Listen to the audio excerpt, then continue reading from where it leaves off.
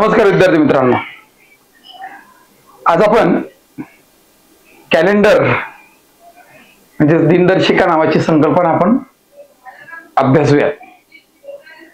दिनदर्शिकेच्या संकल्पनेवरती मागच्या 3-4 वर्षामध्ये UPSCच्या पेपरला कुठल्या प्रकारची प्रश्न आली होती आणि ते सोडवताना आपला अप्रोच कसा असला पाहिजे या संदर्भाने आपण इकडे चर्चा करूयात.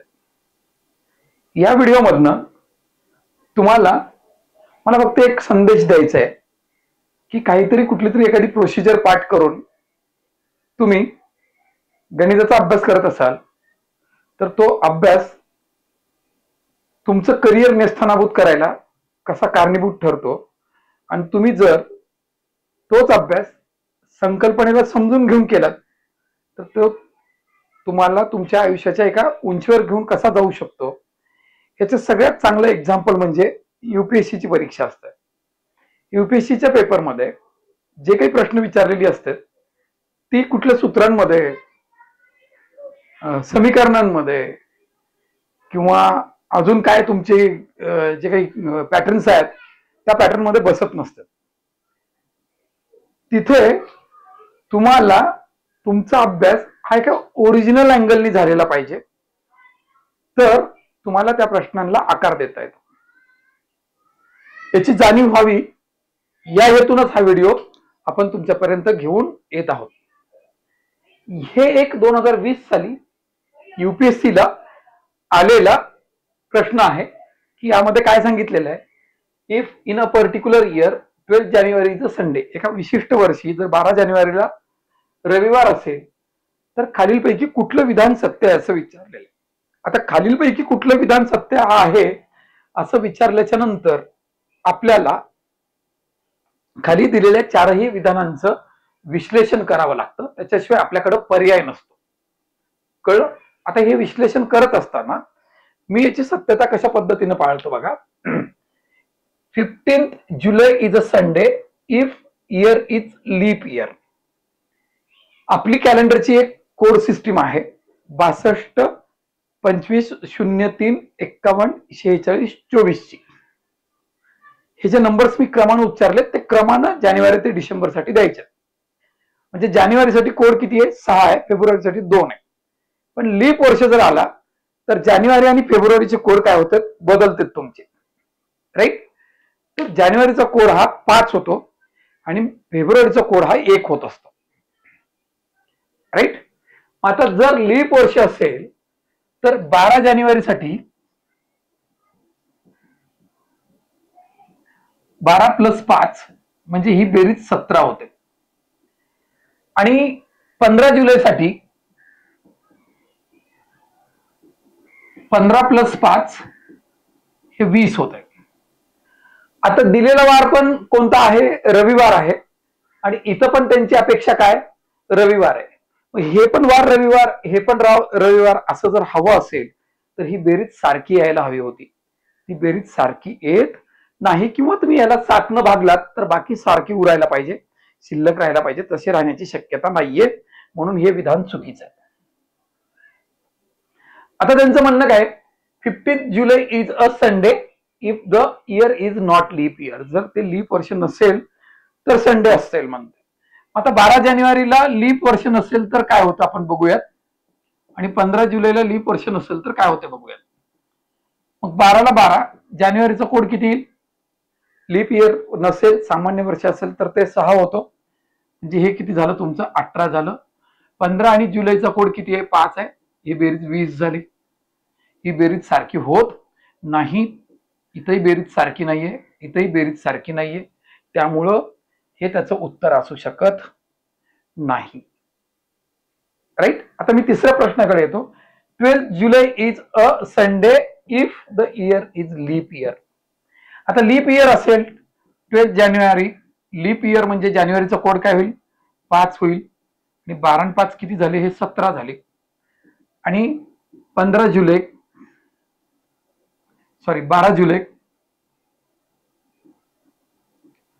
12 आणि 5 किती झाले? 17 झाले. हे बघा दोघांची बेरीज कशी आहे? सारखी आहे आणि याचं उत्तर काय असेल? सी असेल. इथं आलं 12 जुलै is not Sunday if a leap year म्हणलं तर 12 आणि 5 किती होत, 6. लीप इयर जर नसेल, सामान्य वर्ष असेल तर 12 आणि 6 18 होते आणि ते 12 आणि 5 17 होते. 18 आणि 17 इक्वल राहणार नाही, त्याच्यामुळे हेही उत्तर येणार नाही. याचं उत्तर कोणतं असेल? 12 जुलै is a Sunday if year is not a leap year, is a leap year, sorry. Right, म्हणजे हे सी नावाचं ऑप्शन त्याचं उत्तर असेल. आता बघा, मला काय सांगायचंय, मी हे जेव्हा सॉल्व्ह करत होतो तेव्हा मी असं खास वार काढत बसलो का, किंवा एखादा पर्टिक्युलर इयर कन्सिडर करून त्याच्यावरती प्रयोग करत बसलो का? अजिबात नाही. कळतंय? तर त्याच्या पाठीमागे कुठलं तरी एक रिदम आहे, त्याच्या पाठीमागे एक सिस्टीम आहे, एक प्रोसेस वर्कआउट होत. तर मला काय माहितीये, नेमकं कॅलेंडर हे गणिताच्या कुठल्या संकल्पनेला धरून तयार झाले, त्याची निर्मितीच कशी झाली, त्याची जाणीव किंवा ते शिकवलं गेलं मला माझ्या गुरुकडनं, आणि ते सगळं माझं क्लिअर असल्यामुळं मला ह्या अँगलनं विचार करता येतो. हा एक उत्कृष्ट प्रश्न होता. हा 2020 ला UPSC ला आला होता. या प्रश्नाची आवृत्ती येणाऱ्या काळामध्ये आपल्याकडच्या राज्यसेवेला होऊ शकते, आणि ते आलं तर आपण आपला बळीचा बकरा नाही झाला पाहिजे, आपण तिकडं जमिनीवर कोसळलो नाही पाहिजे. तर हा एक अप्रोच आहे, याची जाणीव व्हावी म्हणून मी तुम्हाला हा प्रॉब्लेम घेतलाय. याच दिनदर्शिकेच्या कन्सेप्ट वरती आणखी एक प्रॉब्लेम आपण पाहूयात. या दुसऱ्या प्रश्नामध्ये दिनदर्शिकेवरच्या जो पॅटर्न वापरलाय तो डाटा सफिशियन्सी आणि इनसफिशियन्सीचा वापरलेला आहे. यामध्ये आपल्याला 2 विधानं दिली जातात, स्टेटमेंट, त्याच्या खाली एक प्रश्न विचारला जातो आणि त्याच्या खाली काही ऑप्शन्स दिलेले असतात. या प्रश्नाला सोडवत असताना आपल्याला जो काही प्रश्न विचारला गेलाय त्याचं उत्तर देण्यासाठी ह्या दिलेल्या स्टेटमेंट पैकी कुणाची मदत घ्यावी लागेल हे चेक करावं लागतं. कळतंय? म्हणजे आपण नुसत्या स्टेटमेंट 1 ची जर मदत घेतली तर या प्रश्नाचं उत्तर देऊ शकतो का, स्टेटमेंट 2 च्या मदतीने आपण याचं उत्तर देऊ शकतो का दोघांची पण मदत लागेल, असं सगळ्या अँगलनी त्याला चेक करायचं असतं. राईट? काय म्हणलंय? The last day of month is Wednesday म्हणलंय. कळते? आणि स्टेटमेंट 1 आहे. दुसरं काय दिलंय? The third Saturday of month was the 17th day, असं दुसरं स्टेटमेंट आहे. पहिल्या वाक्याचा अर्थ असा आहे की या महिन्याचा शेवटच्या दिवशी बुधवार आहे असं म्हणलंय, आणि दुसऱ्या विधानांचा अर्थ असा आहे की या महिन्यातल्या 3ऱ्या शनिवारी 17 तारीख आहे. असे 2 स्टेटमेंट दिलेले आहेत, आणि त्या 2 स्टेटमेंट वरनं आपल्याला त्यांनी प्रश्न विचारलाय, तर what is the day 14th of the given month. तर त्या महिन्यामधला 14th तारखेला 14 तारखेचा दिवस काय असं विचारलेलं आहे. राईट? एकदा मी परत क्वेश्चन बघतो, मला थोडस डाऊट येतोय. What day is 14th of given month. ठीक आहे, आपल्याला काय, राईट, क्वेश्चन बरोबर आहे. तर आता मला काय सांगायचं बघा, मी जर याच स्टेटमेंटचा फक्त एकाच स्टेटमेंटचा, मला हे स्टेटमेंट 2 दिलंच नाही असं मी कन्सिडर करतो. तर the last day of month is Wednesday, त्या महिन्याचा शेवटचा दिवस कुठला आहे? बुधवार आहे म्हणलं. तर महिन्याचा शेवटचा दिवस म्हणजे माझ्याकडे उपलब्ध, म्हणजे काय म्हणतात, कॅलेंडरच्या ज्ञानानुसार जर बघितलं तर महिन्याचा शेवटचा दिवस फेब्रुवारीचा असेल, सामान्य वर्षाचा तर 28 असेल, लीप वर्षाचा फेब्रुवारी असेल तर 29 असेल. कळलं? एक दुसरा एखादा एप्रिल सारखा महिना असेल तर तो 30चा असेल, मे सारखा महिना असेल तर तो 31चा असेल. आपल्याला ह्या स्टेटमेंटमध्ये हे क्लिअरच होत नाही की त्या महिन्यामध्ये किती दिवस आहेत, आणि त्याच्यामुळं तो दिवसच क्लिअर होत नसेल तर तुम्ही त्या महिन्यातल्या 14 तारखेचा वार काढू शकत नाहीत. म्हणजे नुसत्या ह्या स्टेटमेंटचा वापर करून तुम्हाला, नुसत्या एकट्या ह्या स्टेटमेंटचा वापर करून तुम्हाला त्याचं उत्तर काढता येणार नाही. कळतंय? आता आपल्याला स्टेटमेंट 2 चा वापर करायचा. त्यांनी सांगितलं की त्या महिन्यातल्या 3ऱ्या शनिवारी 17 तारीख होती असं सांगितलं. म्हणजे 17 तारखेला कुठला वार होता? आपल्याला किती तारखेचं विचारलंय? 14th ऑफ गिवन मंथ, म्हणजे 14 तारीख विचारली. म्हणजे इथं काय असेल? 16 असेल, इथं 15 असेल पाठीमागं. शनिवारच्या मागे शुक्रवार असेल, शुक्रवारच्या मागे गुरुवार असेल, आणि गुरुवारच्या पाठीमागे कोण असेल? बुधवार असेल, वेडनसडे असेल. राईट? म्हणजे बुधवार, गुरुवार, शुक्रवार, शनिवार. राईट? म्हणजे नुसतं आपण एवढ्या एकाच स्टेटमेंटचा वापर केला, तेवढ्याच एका स्टेटमेंटचा वापर केला, तर त्या महिन्याच्या 14th तारखेला म्हणजे 14 तारखेला कुठला वार असेल ह्याचं उत्तर देऊ शकतो आपण. आपल्याला त्याच्यासाठी स्टेटमेंट एकची मदत घ्यावी लागली का? तर नाही. आपण फक्त विधान 2चा आधार घेऊन विचारलेल्या प्रश्नाचं उत्तर लिहू शकतो.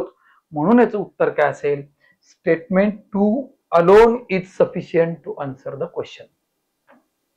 कळतंय?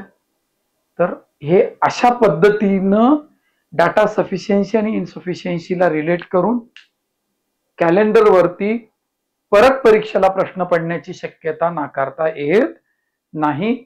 हा युपीएससीचा प्रश्न पुढे राज्यसेवेला या पॅटर्न मध्ये विचारला जाऊ शकतो. कळतंय? तर आणखी याच्यावरचा, याच कन्सेप्टवरचा, कॅलेंडरवरचा आणखी एक क्वेश्चन आपण याच्या पुढच्या म्हणजे याला लगेच आपण आणखी एक कन्सेप्ट वरती प्रॉब्लेम बघूयात. तर याच कन्सेप्टवरचा आपण हा तिसरा प्रॉब्लेम हातावरती घेतोय. 2021च्या युपीएससीच्या पेपरला आलेला हा प्रॉब्लेम आहे. सीसॅटच्या पेपरमध्ये अतिशय सोपा प्रॉब्लेम आहे. काय म्हणले त्यांनी? 10 ऑक्टोबर 2027 ला कोणता वार आहे? राईट? आपण आपली कॅलेंडरच्या ज्या प्रोसेस आहेत, जी माधवानी, ज्यांनी कोणी कॅलेंडरचा शोध लावलेला आहे, त्या माधवाच्या नियमानुसार, त्यांनी माधवानी जे आपल्याला सांगितलेलं आहे त्याच्यानुसार तारीखला तारीख, ह्या ऑक्टोबरचा कोड येतो 6, यातलं हे वर्ष येतं 27, त्याचा 1/4 घ्या, 4 सक्क 24. पॉइंट मध्ये काही जायचं नसते, कारण वार सव्वा मंगळवार, साडे बुधवार असला नसतो, म्हणून पॉइंट मध्ये कॅल्क्युलेशन नसतात याचे. प्लस हे 20वे शतक आहे, म्हणजे 21व्या शतकाकडे वाटचाल आहे. 21वे शतक आहे म्हणून त्याचा कोड 0 अख्ख भागिले 7. हे 16, 43, 49. याच्यात तुमची बाकी 0 येते, म्हणून तुम्हाला याचं काय येतो? वार. याचा वार काय येतो? रविवार येतो. कळतंय? इतका साधा सोपा प्रश्न आहे. कळलं? खरं तर युपीएससीच्या लायकीचाच प्रश्न होता, आमच्याकडे पोलीस भरतीला विचारतात. कळलं? तर 2021ला युपीएससीला आलेला आयसीटीच, म्हणजे तसंच घेतो मी, पेपर मधनच घेतोय. राईट? तर इतका सोपा प्रश्न होता. अशा धर्तीवरती पण एखादा दुसरा प्रश्न आपल्या टॅक्सच्या, कंबाईनच्या, प्रीच्या पेपरला वगैरे परत रिपीट होऊ शकतो. याच टॉपिकवरचा आणखी एक क्वेश्चन आपण हातावरती घेऊयात चर्चेसाठी. तर कॅलेंडरच्या कन्सेप्टवरचा हा 4था प्रॉब्लेम बघूयात. पोरांनो, हा प्रॉब्लेम कॅलेंडरचा आहे का नाही आधी हे ठरवूयात. Joseph visit the club on every 5th day. जोसेफ दर 5 दिवसाला क्लबला भेट देतो. Harsh visit on every 24th day. तो दर 24 दिवसाला भेट देतो. आणि Sumit visit on every 9th day. तो प्रत्येक 9 दिवसाला भेट देतो. If all of them meet at the club on Sunday. ते एकदा तिघं पण रविवारी भेटले होते. तर then on which they will all 3 of them meet again. तर ते तिघच्या तिघं पुन्हा कधी भेटू शकतात असं विचारलं. कळलं? हा प्रॉब्लेम नुसता कॅलेंडरचा नाहीये, ह्याला एक सप्लिमेंट दिलेला आहे. ह्याला एक ती कन्सेप्ट जर माहित असेल तर कॅलेंडर मध्ये बसवता येईल. म्हणजे समजा ते इथं भेटलेत, इथं संडे, तिघच्या तिघं भेटलेत आणि मध्ये काही दिवस गेलेत, डी दिवस गेलेत सपोज ना. मग हा दर 5-5 दिवसाला येतो. इथून 5 दिवस, 5 दिवस, 5 दिवस, 5 दिवस, 5 दिवस, 5 दिवस करत, म्हणजे ह्याचे असे जे काही दिवस गेलेत त्याचे 5-5चे तुकडे बनतील, पडतील. म्हणजे हे जे नंबर ऑफ डेज आहेत नंबर ऑफ डेजला 5 भाग जाईल, 5-5 दिवसांना जाईल ना, कारण दर 5 दिवसाला जातो तो, 5-5 दिवसाचे स्लॉट्स पडतील. तर हाच नावाचा जो कार्यक्रम आहे तो दर 24 दिवसाला जातो कार्यकर्ता, म्हणजे हे 24 दिवसाचे गॅप पडतील असे, राईट.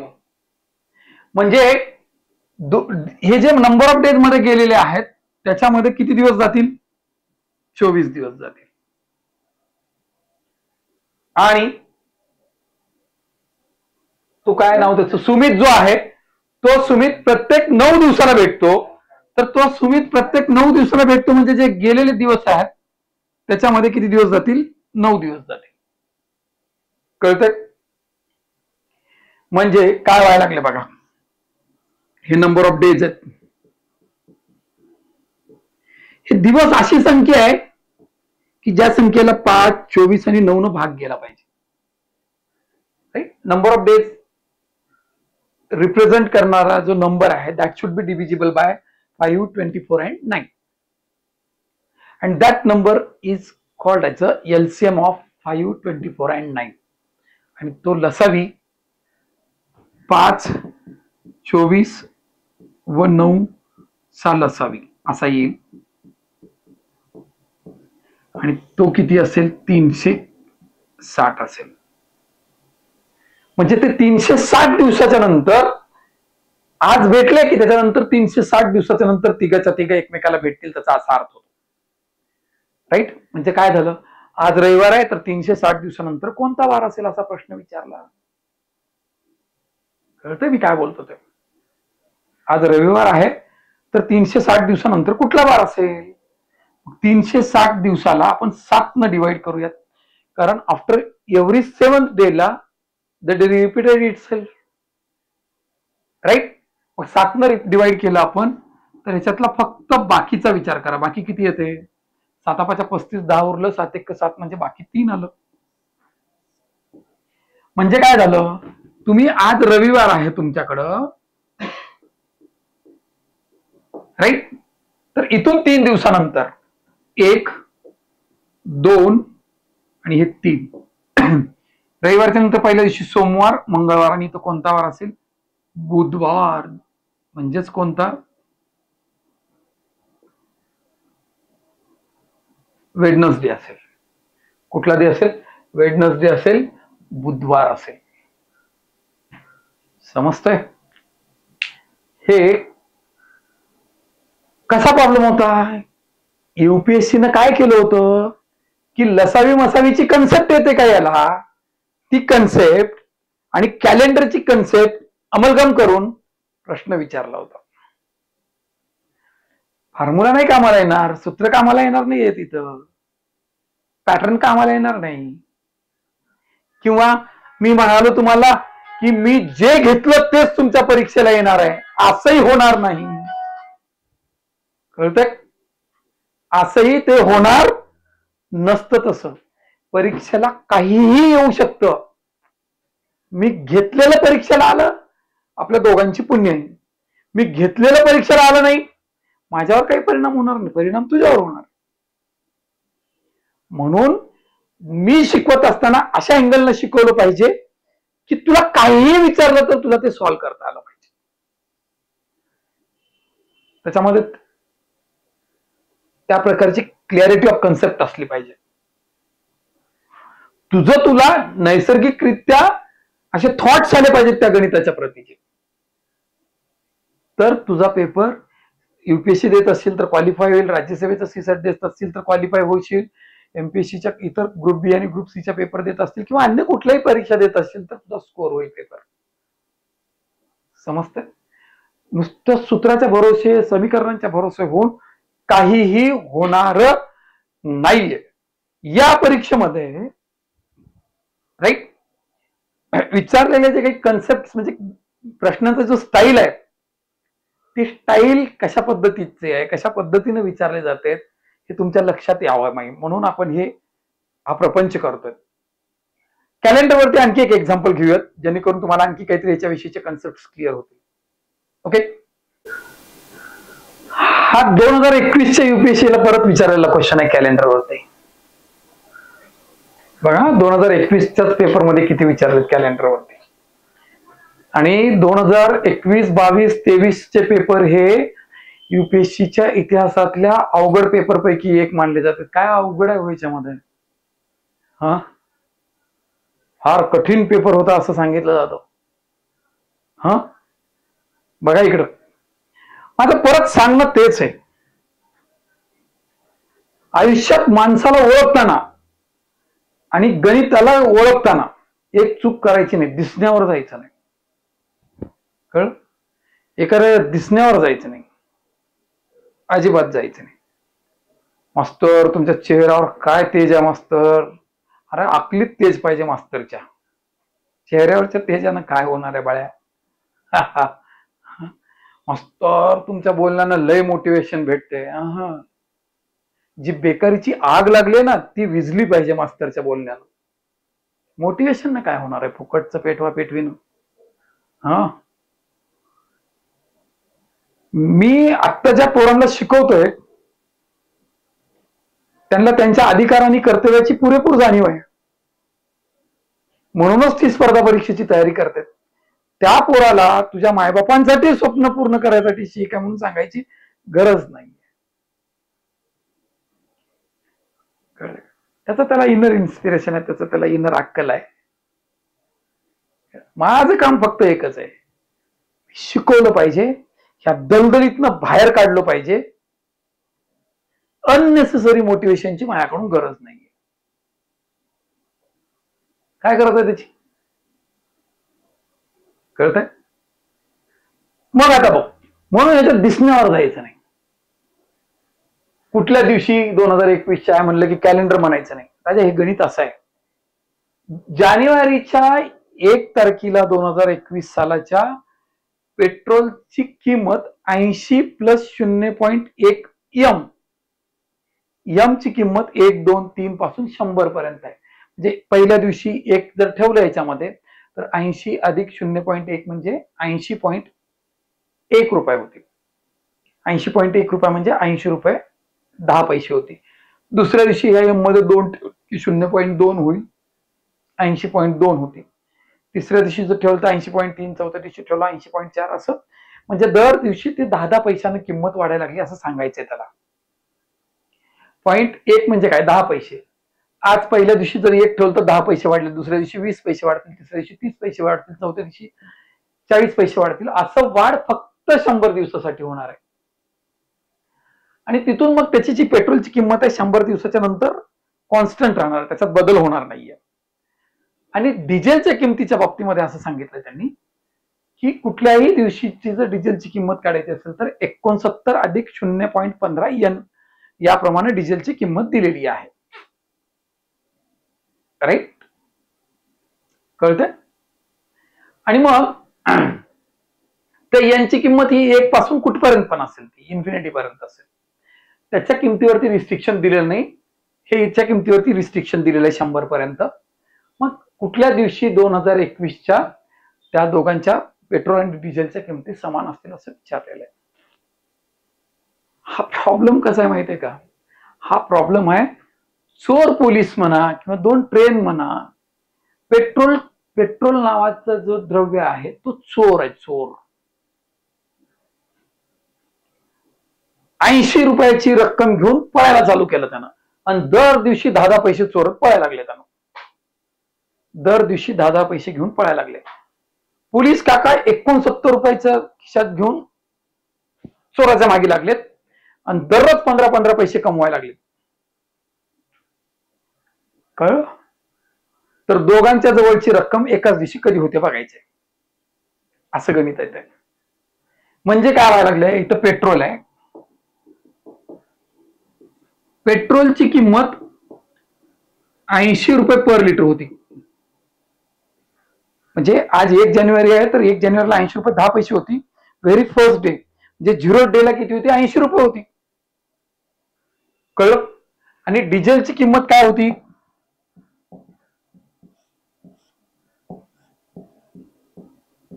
69 रुपये होती. म्हणजे ह्या दोघांच्या मध्ये 11 रुपयाचा फरक आहे.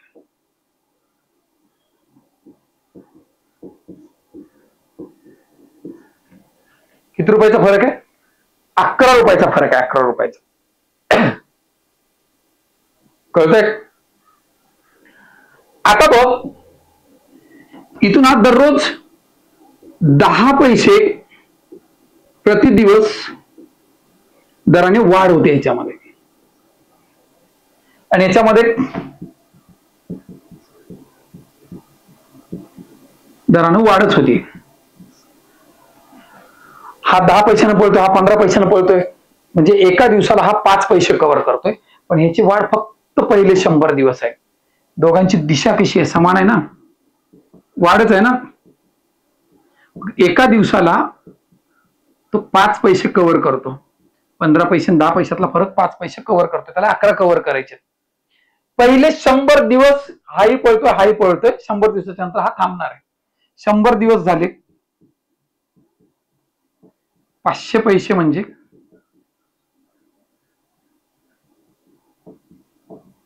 5 रुपये कव्हर झाले.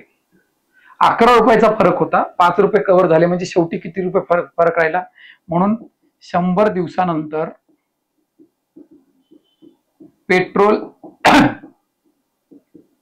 व डिझेलच्या किमतीत 11 मधला 5 कव्हर झाला, 6 रुपयाचा फरक असेल. आता डिझेल पळणारच नाही, डिझेल कॉन्स्टंट राहणार आहे. डिझेल आता 100 दिवस झाले म्हणलं नाही, आता माझी काही ताकद नाही पळायची, मी थांबणार आहे.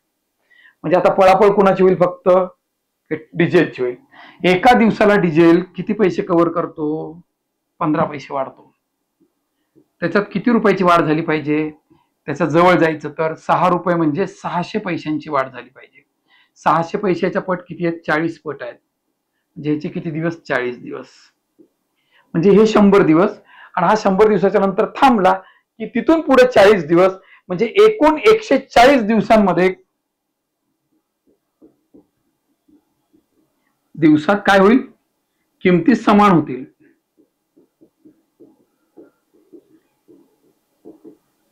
आता तारीख कुठली असं बघायचंय.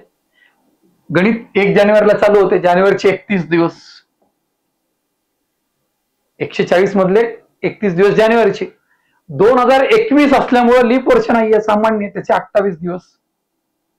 मार्चचे 31 दिवस, एप्रिलचे 30 दिवस. तुम्ही यांची जर बेरीज केली, हे एक एक ह्याच्यात टाकलं, सगळे 30 झाले, 30 चूक 120 झाले. आता उरले किती? 140 मधले 120 गेल्यावर 20 उरते. हे वरचे 20 दिवस. जानेवारी, फेब्रुवारी, मार्च, एप्रिल आणि मेचे 20 दिवस, म्हणजे कोणता डे? 20 मे. 20 मेला त्या दोन द्रव्यांची किंमत किंवा दर कसा असेल? सारखा असेल. काय बोलतोय? कळतंय का? गणित कशाचं होतं? समान दिशेने धावत असतील तर वेगांची वजाबाकी होते, ते कन्सेप्ट होता. म्हणजे हे कन्सेप्ट आणि ते कन्सेप्ट एका जागी करून विचारलेलं गणित होतं. म्हणून युपीएससी खास आहे, आणि असे प्रश्न उद्या आयोगाच्या परीक्षेमध्ये राहू शकतात, खास करून राज्यसेवेला. दिनदर्शिकेवरचा आणखी एक प्रश्न आपण बघूयात. 2022 सालाच्या युपीएससी मध्ये विचारलेला हा प्रश्न आहे. काय विचारलंय? 2099 सालाच्या जून महिन्याच्या रविवारी खालीलपैकी कुठली तारीख येईल असं विचारलं. कसं कॅल्क्युलेट करतो बघा मी. जून महिन्याची सुरुवात किती तारखेला होते? आमच्याकडे 1 तारखेला होता. मग 1 जून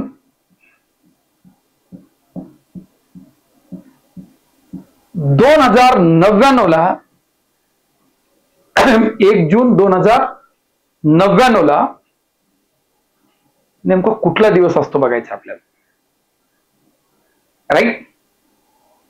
1 जूनचा कोड 3, हे 99. Take 1/4 of this, 24. शतकाचा कोड 0, हे 7. हे 4, 103, 127. किती आलं? 70-80. बाकी 1 आली, बाकी 1. म्हणजे काय झालं? बाकी 1 म्हणजे सोमवार आलं. कळत? म्हणजे 2099 सालाच्या जून महिन्याची दिनदर्शिका जर आपण तयार करायचं ठरवलं तर सोमवारी किती तारीख आहे? 1 तारीख. आता याच्यानंतरचा सोमवार कधी येईल? 8 तारखेला येईल. तुला काय विचारलं त्या महिन्यातला? रविवार विचारले. सोमवारच्या अगोदर एकच दिवस रविवार असतो. मग हे 8च्या जागी काय येईल? 7 येईल. म्हणजे 2099 सालाच्या जून महिन्यात रविवारी असलेली तारीख कुठली आहे? 7 आहे. कळतंय? तर हे असे काही कॅलेंडरवरचे अद्भुत चांगले क्वेश्चन्स रॅन्डम उचलले तर रॅन्डम उचलले.